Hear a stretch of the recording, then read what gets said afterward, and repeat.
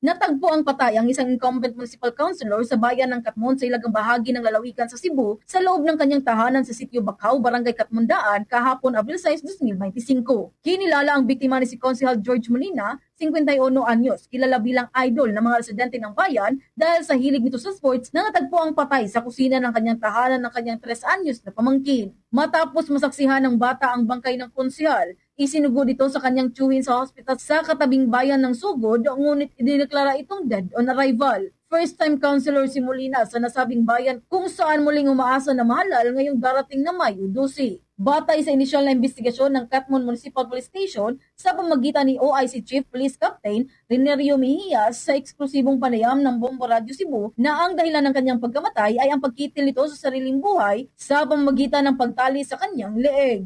Sa ngayon, patuloy pa rin ang investigasyon at inaalam pa ang ibang detalye at sa posibleng motibo nito. Isang investigation revealed based sa account sa atong investigator is the victim was died through by strangulation by hanging, so suicide.